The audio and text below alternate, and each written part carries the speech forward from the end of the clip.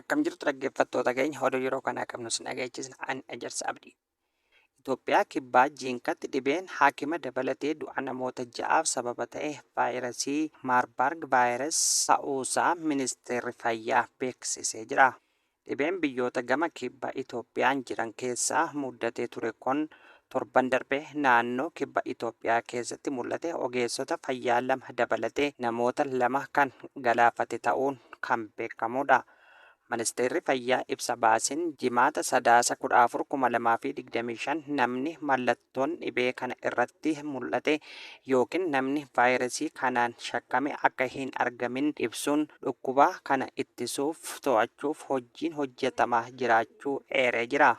Vaayirasiin kun waggaa tokko dura biyyoota ba'a Afrikaa keessatti muddatee namoota baay'ee kan du'aaf saaxilee ture. Vaayirasiin maarbarg jedhamu kun dhukkuba haala saffisaa cimaa ta'een daddarbu yoo ta'u iboolaa waliin wal fakkaatu ogeessonni ni dubbatu. Mallattoon dhukkuba kanaa ho'a qaamaa, dhukkubbii many'ee, garaa kaasaa, ol deddeebisuu fi yeroo tokko tokkos dhiigni jabaa dhangala'uu yoo ta'u dafee ajjeesuu kan danda'udha. Dhaabbanni fayyaa addunyaa akka ibsetti maarbarg namoota qabate keessaa giddugaleessan walakkaa ajjeesa. Weerara dhukkuba kanaan dura muddate keessaa dhibbentaan 24 hanga 88 kanneen ta'an ajjeesee jira. Vaayirasiin kun yeroo jalqabaatiif kan barame bara 1967 Jarman maarbargii fi Firaankfurt akkasumas Sarbiyaa Beeljiyeem keessatti weerara muddateen yoo ta'u namoonni 31 vaayirasii kanaan qabamanii booda 7 kan ta'an sababa dhukkuba kanaan du'anii jiru. Weerarri kun kan muddate qamalee magariisaa Afrikaa Yuugaandarraa gara Awurooppaa geeffamanirra ture.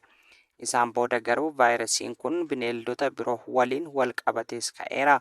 Vaayirasiin kun namoota gidduutti bal'inaan kan daddarbu bakkeewwan holqa simbirroonni halkanii jiranii fi bakkeewwan albuuda baasan keessaa namoota yeroo dheeraa turanidhani. Waggoota muraasa darban keessa vaayirasiin maarbarg biyyoota akka Ikwaatooriyaal Giinii, Gaanaa, Keeniyaa, Afrikaa Kibbaa, Yuugaandaa, Zimbaabu'ee, Ruwaandaa keessatti muddatee jira. Bara 2005 weerarri kun Angoolaa keessatti muddate namoota 300 ol ajjeesuun kan yaadatamudha. Vaayirasiin kun yeroo tasa jalqabu ho'a qaama, bo'oo mataa cimaa, dhukkubbii many'ee agarsiisa.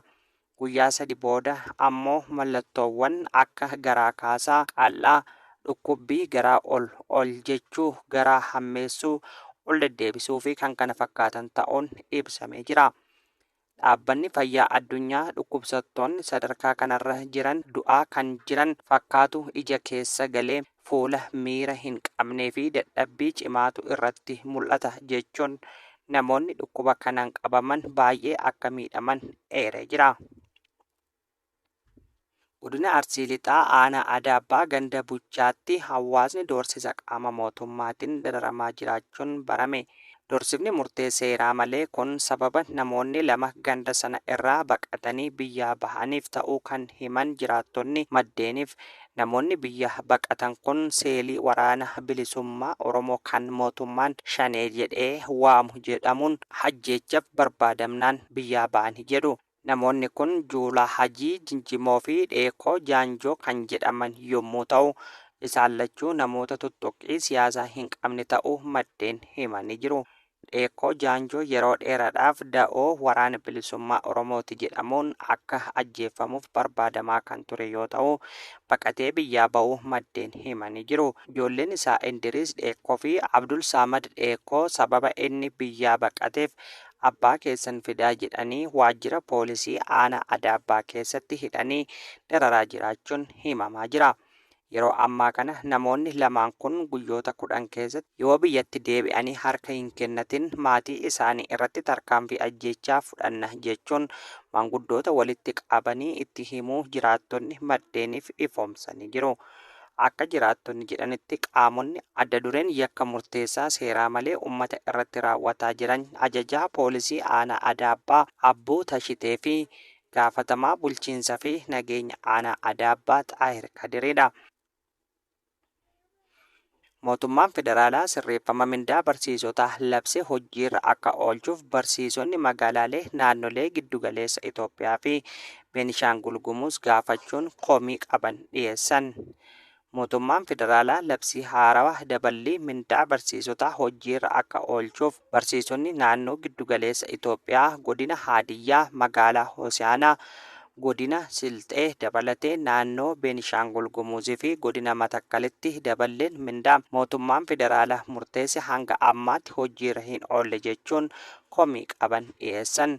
Mootummaan federaalaa sirreeffama mindaa barsiisotaa raggaasise hojiirra akka oolchuuf naannoo giddugaleessa Itoophiyaa magaalaa Hosaanaa godina Haadiyyaadhaa hojiirra oolmaa dhaba sirreeffama mindaa haarawaa kanaan harkifannaa labsichaatiin komii fi mormiin qaban dhageessisuun himamee jira. Haaluma wal fakkaatuun godina Silxee aanaa Silxee keessatti mana barumsa sadarkaa lammaffaa labsii sirreeffama mindaa barsiisotaa kun hojiirra akka oolu gaafatan.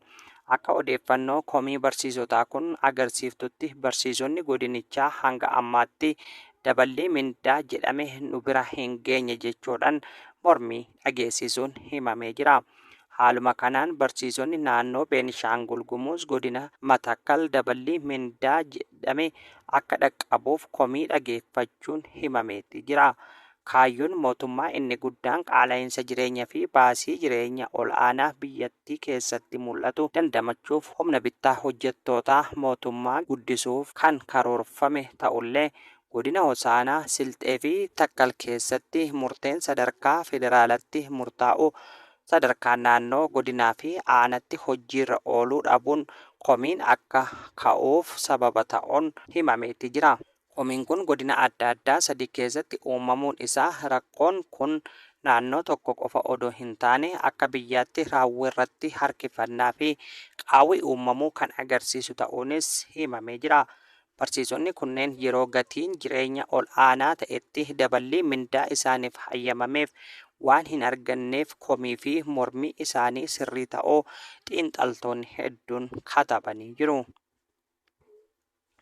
Sarbama Eertiraan tokkummaa daangaa fi walabummaa Itoophiyaa irratti raawwattu ilaalchisee ejjennoo mootummaan federaalaa tarkaanfii fudhachuurraa of qusachuu agarsiisan yeroo hunda akka itti hin fufnee fi kan daangaa hin qabne godhamee fudhatamuu akka hin qabne ministeerri dhimma alaa Itoophiyaa Dr. Geediyoos Xiimotewos himanii jiru. Dr. Geediyoos Itoophiyaan fottoquu Eertiraatiin duraa fi booda sababbii qabeenya buufata Asab irratti baaste olaanaatiin dhimmi Asab dhimma ijoo mootummaa federaalaatiin dursi kennamuuf akka ta'e ibsuu isaanii gabaafamee jira. Dr. Geediyoos kana kan dubbatan eengadda kamisa sadaasa 13/2025 foorumii imaammata gareen Horn Review jedhamu yuunivarsiitii Finfinnee waliin ta'uun qopheesse irratti ture. Dr. Geediyoos waltajjii ambaasaadarota dabalatee dippiloomaatota biyyoota garaagaraa irratti hirmaatan kana irratti dhimmoota yeroo gaanfa Afrikaa ilaalchisuun ilaalcha fi imaammata mootummaa Itoophiyaa dhiyeessanii turanidha. Ibsi ministeera dhimma alaa kun keessattuu kan xiyyeeffate walitti dhufeenya Itoophiyaa fi Eertiraa irratti ture.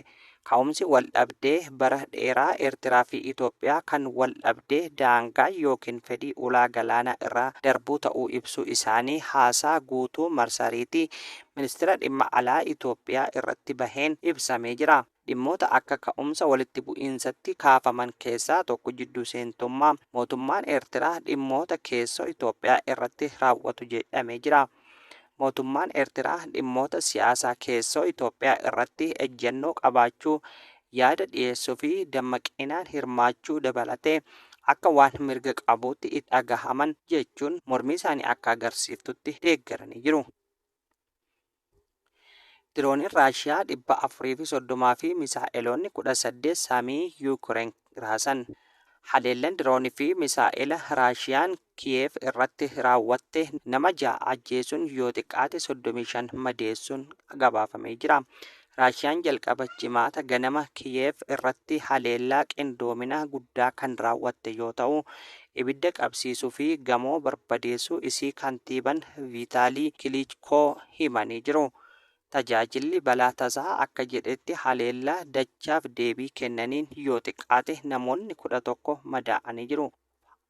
Hanna Arkiroovaa, Sammaayi Kulaab fi Vaazilaayaa Steepanankoo Raashiyaan jimaata ganama haleellaa boombii fi diroonii guddaa Kiyev irratti raawwatteen namoonni 6 ajjeefamanii jiru.